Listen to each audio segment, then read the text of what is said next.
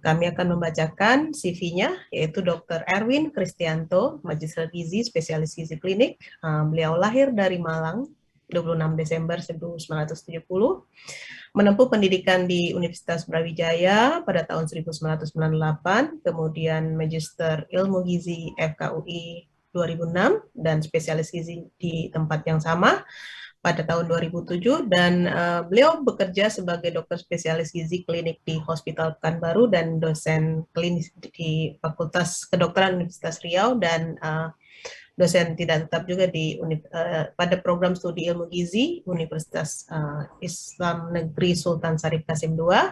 Beliau juga sangat kompeten, sangat paham dan sangat organisatoris, menjadi ketua bidang pengembangan organisasi, pembinaan anggota dan informasi di PDGKI, PDGMI, dan kemudian beliau juga merupakan wakil ketua Perhimpunan Dokter Anti Penuaan, Wellness dan Estetika Cabang Riau.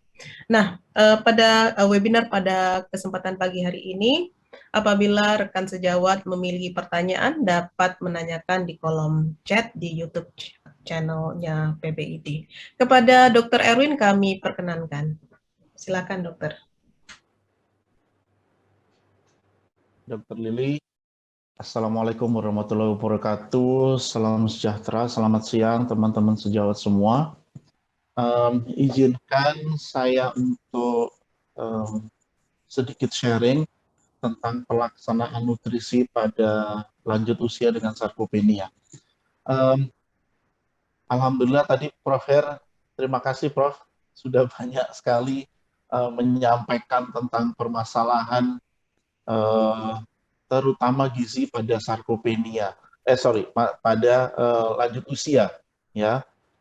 Nah, memang masalah gizi pada lanjut usia itu menjadi seru karena banyak sekali yang masih tidak tentu atau banyak sekali yang masih menjadi bahan perdebatan, ya. Dalam kali ini saya akan sedikit menyinggung tentang sarkopenia dan kemudian bagaimana penata laksanaan terapi medis gizi pada lanjut usia dengan sarkopenia, ya. Definisi sarkopenia sendiri itu pertama kali disampaikan pada suatu simposium, ya, oleh Erwin Rosenberg pada tahun 96, ya, di mana pada intinya ini adalah sebuah sindroma yang ditandai dengan berkurangnya massa dan kekuatan otot rangka secara progresif dan menyeluruh. Ya, jadi tidak saja ukurannya yang mengecil, tetapi fungsinya juga menurun. Nah, beberapa faktor yang bisa menyebabkan terjadinya sarkopenia selain masalah-masalah yang berhubungan dengan penuaan sendiri seperti tadi yang disampaikan oleh Prof. Her, juga bisa karena masalah-masalah sosioekonomi, ya. Akhir-akhir ini banyak sekali di media ungkapan-ungkapan yang apa sih yang nggak mahal. Nah, jadi kemampuan beli bahan-bahan makanan juga bisa menurun, ya. Kemudian tadi Prof. sudah menyampaikan tentang penurunan nafsu makan, ya, penurunan nafsu makan, penurunan fungsi-fungsi yang terkait dengan pencernaan dan penyerapan zat gizi itu juga menurun, ya. Nah, ini semua bisa menyumbang pada penurunan kesehatan otot yang kemudian akan menyebabkan penurunan kualitas hidup pada lanjut usia. Ya, kalau kita bicara tentang lanjut usia, ada beberapa pakar yang menyebutkan bahwa sarkopenia itu seperti anak tiri pada problema geriatrik. Ya, karena kalau kita membahas tentang lanjut usia, biasanya yang nomor satu begitu keluar dari pikiran kita selalu adalah tulang dan osteoporosis. Padahal tulang dan osteoporosis menurut banyak pakar itu nomor dua. Nomor satu adalah sarkopenianya dulu. Ya. Nah, jadi sekali lagi sarkopenia itu adalah massa otot yang rendah dan diikuti oleh kekuatan otot yang juga menurun sehingga performa fisiknya akan menurun. Hanya masalahnya adalah kita tidak mempunyai kesepakatan tentang ambang batas atau cut off point-nya. Berapa sih ukuran dari otot yang kita sebut sarkopenik, atau berapa kekuatan otot yang disebut sarkopenik? Banyak sekali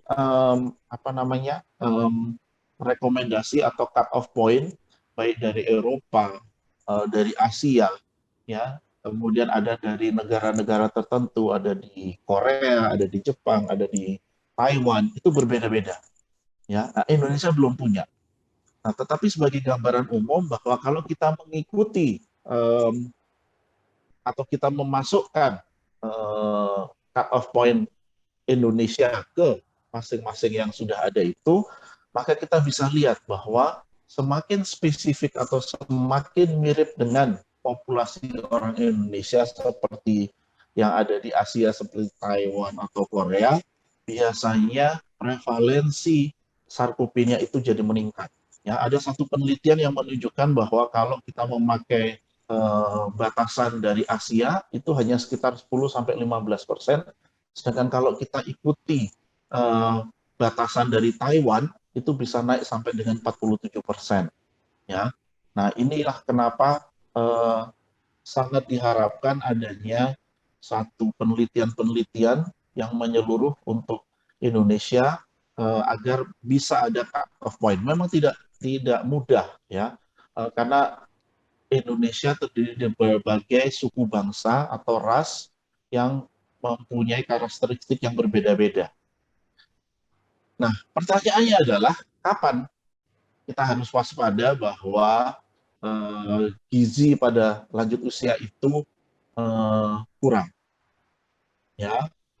Dan zat gizi apa yang harus kita perhatikan kalau kita ingin satu mencegah terjadi kekurangan gizi, atau nomor dua, bagaimana kalau kita ingin mengobatinya atau dengan terapi medis gizi.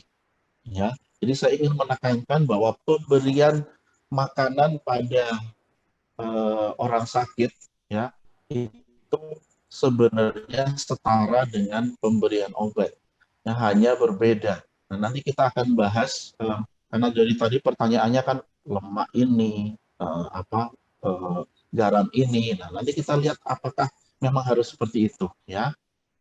Nah, bagaimana kita bisa tahu bahwa seseorang itu cenderung atau mempunyai risiko untuk terjadi malnutrisi?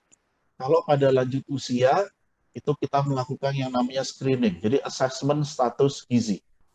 Ya, yang dianjurkan untuk lanjut usia adalah mini nutritional assessment, atau kalau kita ingin buat teman-teman yang di daerah tidak mempunyai banyak waktu, terkendala banyak hal, bisa melakukan dengan mini nutritional assessment yang short form atau MNA SF, ya. MNA ini adalah alat screening yang spesifik didesain, ya, untuk mengidentifikasi risiko malnutrisi pada lansia, ya. Jadi ini adalah pengembangan, sekarang mungkin sudah pengembangan kesekian. Dulu ini mungkin dimulai sekitar tahun 90-an, ya. Kemudian diperbaiki terus, direvisi terus menjadi yang sekarang ada, ya. Dan ini semua bisa kita dapatkan secara gratis di website ini. Nah, ini bentuk dari MNA, ya. Kita lihat dia ada berbagai item, ya, untuk dilihat apakah misalkan bagaimana tentang berat badan, bagaimana tentang selera makan, ya, kemudian bagaimana dengan asupan makanan dalam waktu-waktu tertentu. Nah, kalau kita hanya mengambil 1, 2, 3, 4, 5, 6 item ini yang disebut sebagai short form MNA, ya. Nah, short form MNA itu ini adalah contohnya, ya. Mohon maaf ini karena memang ada hak patennya di Nestle, jadi ini harus ditampilkan. Pertanyaannya satu, apakah asupan makanan selama 3 bulan terakhir ini berkurang. Ya, biasanya 1 piring sekarang setengah piring. Biasanya setengah mangkok sekarang seperempat mangkok. Biasanya 3 kali sehari sekarang jadi 2 kali sehari. Ya, nah itu pertanyaan yang berkaitan dengan nafsu makan. Apakah ada penurunan berat badan? Ya, kalau tidak mungkin untuk menimbang, apakah kelihatan bahwa bajunya terlihat longgar? Apakah kulitnya jadi kelihatan keriput? Ya, itu penurunan berat badan. Kemudian bagaimana mobilitasnya? Ya, apakah terbatas di tempat tidur atau masih bisa eh, duduk untuk makan ya di tempat tidur, apakah masih bisa berjalan di dalam rumah atau bahkan bisa sampai keluar rumah ya. Nah, ini juga ternyata tekanan psikologis itu juga ada di lansia ya. Jadi lansia juga butuh healing ya. Nah, ini semua kemudian di scoring ya. Kalau skornya antara 12 sampai dengan 14, maka status gizinya dikatakan normal. Dia berisiko malnutrisi kalau scoring dari MNA short form ini antara 8 sampai 11, dan malnutrisi itu kalau skornya 0 sampai 7. Ya, ini bisa dilakukan secara mudah sebenarnya, tidak perlu pemeriksaan yang membutuhkan alat yang mahal ya, yang mungkin teman-teman sejawat dokter umum di daerah juga tidak ada ya. Nah, kalau kita bicara tentang terapi medis gizi, kalau kita berbicara nutrisi itu kita sebenarnya tidak bisa berbicara hanya tentang proteinnya saja. Kita nggak bisa berbicara hanya dengan kalsiumnya saja ya. Membicarakan gizi itu seperti mendengarkan musik orkestra ya. Jadi ada perpaduan dari semua alat musik menjadi satu suara yang indah ya. Jadi gizi itu juga begitu. Kita tidak mungkin mengatakan oh ini gizinya jelek karena proteinnya kurang. Oh ini gizinya jelek karena terlalu banyak lemaknya ya. Nah, kita bisa mengatakan gizi baik atau jelek setelah kita melihat semua ini. Ya, dan semua ini ya itu dirihennya adalah kalori. Sebanyak apapun protein yang kita makan, kalau kalorinya kurang menjadi percuma. Ya, sebanyak apapun lemak yang kita asup tidak akan ada gunanya kalau protein atau kalorinya tidak cukup. Jadi harus semuanya ini dihitung dengan baik. Dimulai dengan perhitungan kalori. Ya, nah ini ada penelitian pada lanjut usia yang tinggal di Panti Wereda. Ya, saya ingin menunjukkan bahwa mereka yang mengalami sarkopenia itu ternyata mempunyai asupan kalori yang secara signifikan lebih rendah dibandingkan dengan mereka yang tanpa sarkopenia. Ya, artinya jumlah makannya itu memang kurang dari segi kalori. Ya, kalau kita bicara kalori bukan hanya jumlah makannya dalam piring, ya, tetapi juga karbohidrat, protein, lemak dan lain sebagainya itu kurang. Ya, nah kemudian kita lihat selain kalori, asupan protein juga secara signifikan berbeda, ya jauh lebih rendah pada mereka dengan sarkopenia. Nah, kemudian kalau kita lihat tentang kalori, berapa sih yang dianjurkan untuk lanjut usia, ya, dengan mempertimbangkan adanya penurunan massa bebas lemak, ya, ada berbagai penurunan fungsi tubuh, maka sebenarnya rekomendasinya tetap adalah 30 kilokalori per kilogram berat badan per hari. Jadi kalau kita lihat tadi di slide-nya Prof. Her, meskipun dia turun, penurunannya nggak sampai terlalu banyak sekali. Ya, memang ada yang merekomendasikan sekitar 25 kilokalori. Ya, itu pun pada lansia yang sehat, artinya tidak dilakukan pemeriksaan kesehatan. Ya, memang ada yang nanti akan menurun, tapi itu pun harus atau pada situasi tertentu seperti adanya kelainan ginjal dan lain sebagainya. Tapi pada umumnya kita bisa menghitung bahwa kecukupan kalori itu adalah 30 kilokalori per kilogram berat badan per hari, yang kemudian kita bagi ke dalam makronutrien, ya, terutama karbohidrat, protein, dan lemak. Nah, tadi ini sudah disampaikan tentang slide ini, di mana terjadi paradoks, ya, pada lanjut usia itu menurut penelitian asupan proteinnya turun, tetapi di sisi lain kebutuhannya justru meningkat. Ya, nah kalau pada sarkopeni, maka tujuan utamanya adalah bagaimana supaya terjadi proses anabolisme di otot, ya, dan itulah yang harus kita perhatikan karena ada yang namanya anabolic resistance, ya. Jadi kalau kita memberikan protein pada jumlah tertentu, itu belum tentu bisa menyebabkan anabolisme di otot, ya.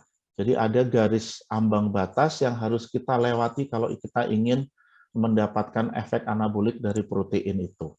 Nah, ini adalah dua hal yang menyulitkan penata laksanaan terapi medis gizi pada lansia, ya, karena bagaimana caranya kita memenuhi kebutuhan yang lebih tinggi dengan intake atau kemampuan asupan yang menurun.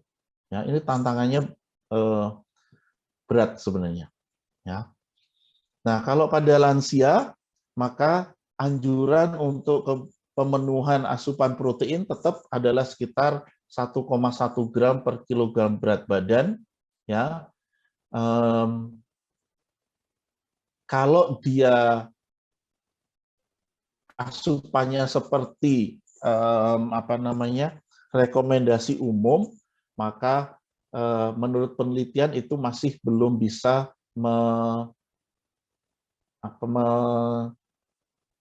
menurunkan laju dari kecepatan sarkopenianya, ya. Dan untuk melewati ambang resistensi anabolik itu sebenarnya diperlukan antara 1,5 sampai 2 gram protein per kilogram berat badan per hari atau setara dengan 10 sampai 35% kebutuhan energi total per hari. Ya, jadi kita lihat tinggi sekali untuk memenuhi kebutuhan protein yang bisa mengatasi resistensi anabolik. Ya, maka dari itu kita harus mempertimbangkan nilai biologis dari protein yang kita berikan. Ya, disebutkan bahwa protein-protein yang berasal dari hewani itu mempunyai nilai biologis yang lebih tinggi dibandingkan dengan protein yang didapatkan dari nabati, ya, atau tumbuhan. Nah, ini bagaimana kita bisa memberikan makan yang bagus, terutama agar resistensi anaboliknya teratasi. Ya, yang sebelah kanan atau B ini adalah kebiasaan makan kita.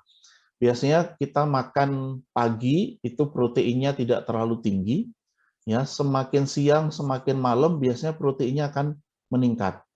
Ya, padahal ada ambang yang harus dilewati bila kita ingin sintesis proteinnya itu optimal. Sehingga sarannya adalah proporsi dari protein setiap kali makan itu sama.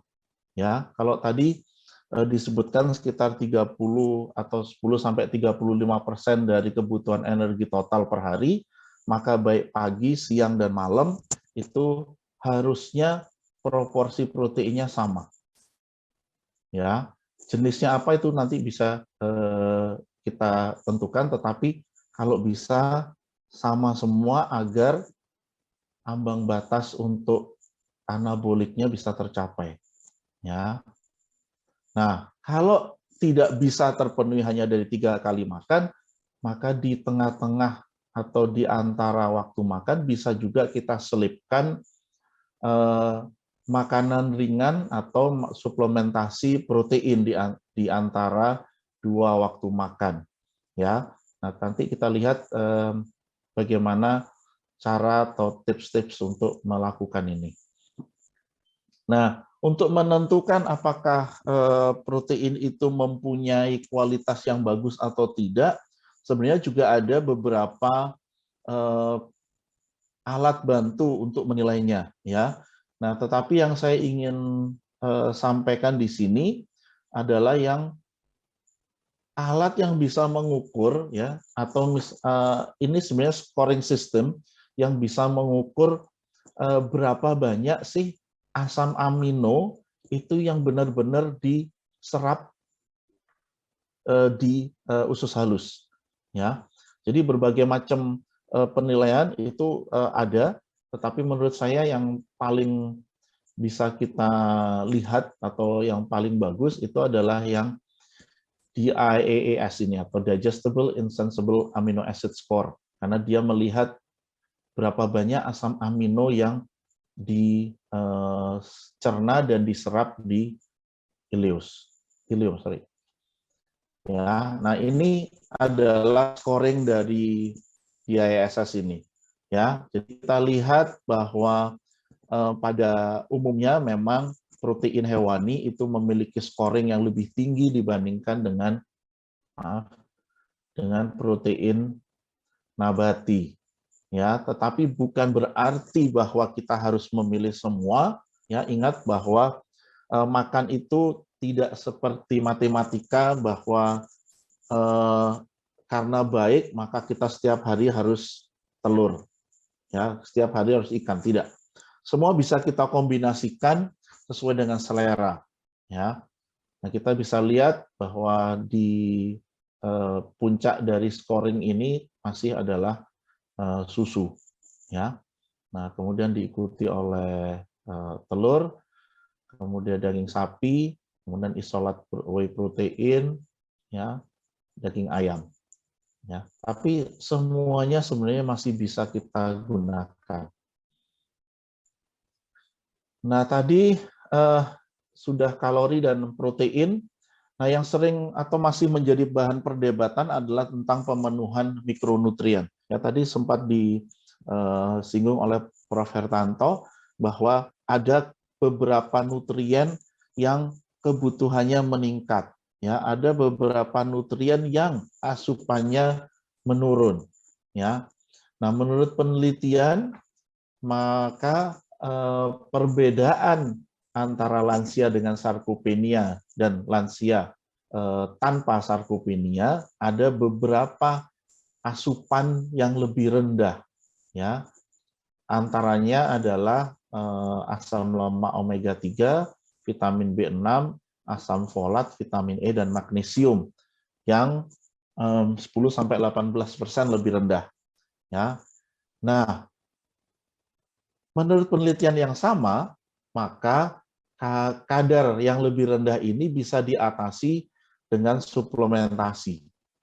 Ya, nah ini sangat penting karena secara teori sebenarnya suplementasi itu tidak diperlukan bila kita bisa memenuhi semua kebutuhan zat gizi lansia itu dengan berbagai macam penyesuaian. Ya, tetapi dari penelitian yang ada sekarang, rasa-rasanya tidak mungkin kita tidak memberikan suplementasi, terutama untuk mikronutrien. Karena memang dengan penurunan kemampuan makan, maka jumlah yang dibutuhkan itu akan sangat banyak, sedangkan kemampuan makannya sudah menurun. Ya, maka memang dibutuhkan clinical judgment atau penilaian klinis dari masing-masing sejawat yang menangani masalah lansia ini. Ya, tetapi saya harapkan gini, jangan terlalu cepat untuk memberikan suplementasi. Ya, kita seringkali begitu dihadapkan pada lansia yang makannya tidak bagus, kita langsung berpikirnya ke suplementasi, ya, mengganti dengan makanan cair, makanan formula cair, menambah mikronutrien, ya. Harusnya dalam alur penata laksanaan terapi gizi medis, suplementasi itu menjadi pilihan yang terakhir. Setelah berbagai cara kita lakukan, kemudian tidak berhasil, baru kita berikan suplementasi zat gizi. Ya. Nah, jadi ini tadi masih tentang mikronutrien. Memang banyak penelitian yang sudah menemukan bahwa iya, ada mikronutrien tertentu yang berbeda antara lansia yang sarkopenia dan non-sarkopenia. Ya, tetapi itu biasanya hanya dari penelitian-penelitian observasional atau cross-seksional. Ya, pada penelitian-penelitian kohort dan lain sebagainya masih terdapat inkonsistensi, masih terdapat perdebatan tentang mikronutrien apa, antioksidan apa. Karena ada yang menemukan di satu penelitian ini berpengaruh, di penelitian lain tidak berpengaruh. Ya, jadi mungkin masih dibutuhkan perbaikan dalam desain penelitian pada penelitian-penelitian untuk lanjut usia. Nah, jadi kalau kita menangani pasien lansia, maka fokus utama kita sebenarnya harusnya pada pasien kita. Ya, jangan berdasarkan rekomendasi maka dia harus mendapat ini. Ya, tapi kita lihat pasien kita. Jangan berasumsi bahwa hanya karena sudah masuk kategori lansia, dia tidak bisa makan steak, misalkan. Makannya harus yang lunak-lunak, makannya nggak usah macem-macem, ya, nggak usahlah makan kongbab gitu. Nah, padahal dia mau loh, gitu. Ya, jadi terapi gizi itu yang menjadi fokusnya adalah klien kita, pasien kita, ya, sehingga penata laksanaan terapi gizi medis dari satu pasien ke pasien lainnya bisa berbeda, walaupun prinsipnya sama, ya. Misalkan tadi memenuhi 25-30 kilokalori per hari, kemudian proteinnya 1,5-2 gram, ya, kemudian vitamin mineralnya bisa memenuhi angka yang ditetapkan oleh AKG dengan serat 25-40 gram, ya, itu sama semua. Tetapi bagaimana pelaksanaannya itu bisa berbeda-beda antara satu orang dengan orang yang lain. Ya, jadi ini saya contohkan. Misalkan kita bisa memberikan makan 3 kali sehari. Ya, tadi ada air putih. Jadi misalkan bangun tidur, minum air putih 1 gelas, kemudian berolahraga, mandi, kemudian makan pagi. Ya, kemudian boleh aktivitas apapun di dalam rumah, ya, diselingi dengan snack, kemudian makan siang, aktivitas di luar rumah, ada snack lagi, kemudian makan malam. Ya, ini yang standar seperti ini, 3 kali makan dengan 2-3 kali snack atau cemilan. Ya, tetapi bagaimana kalau terjadi nafsu makannya tidak bisa memenuhi ini?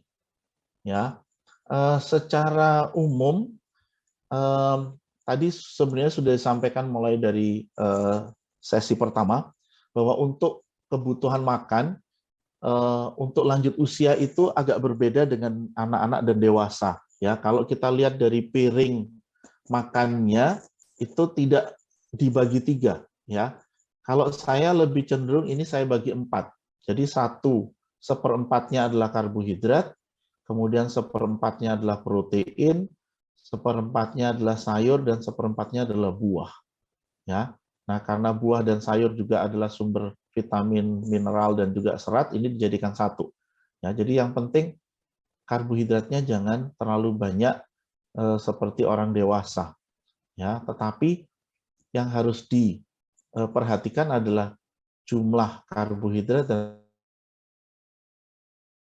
ambil ini nasinya satu kepal, ya artinya proteinnya juga kira-kira satu kepal.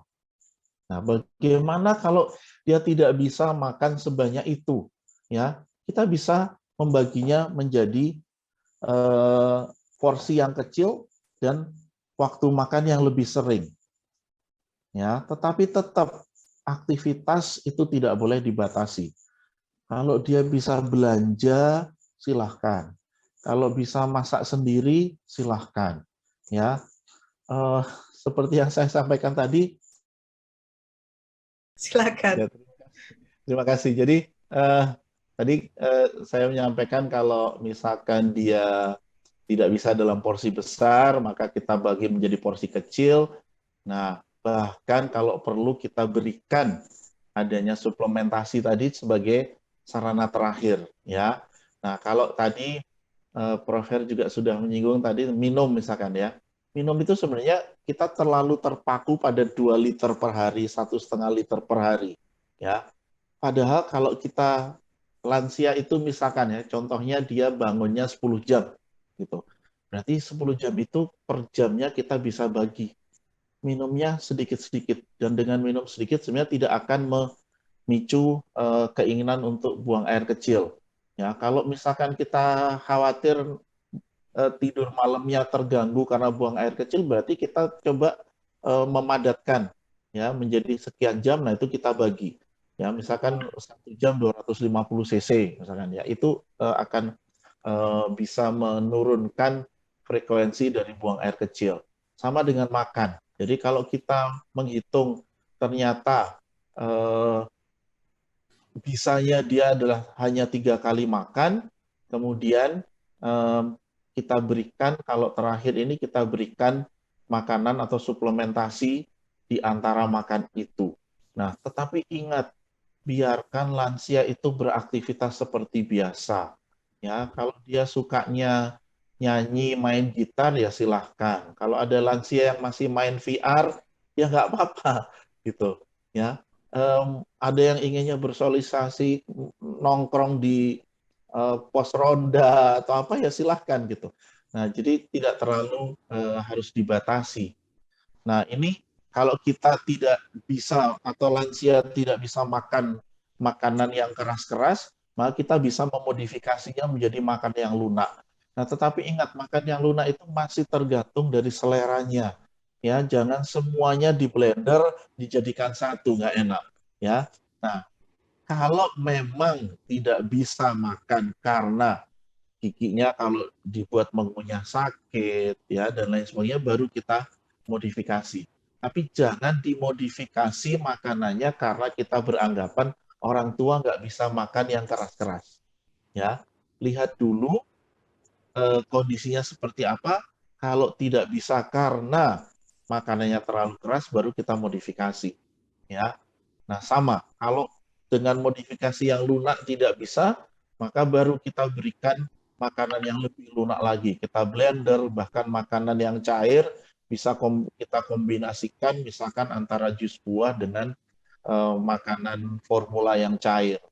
Ya, nah, jadi banyak cara yang sebenarnya kita harus bisa lakukan, seperti yang tadi dikatakan oleh Prof. juga, itu harus per orang atau personalized.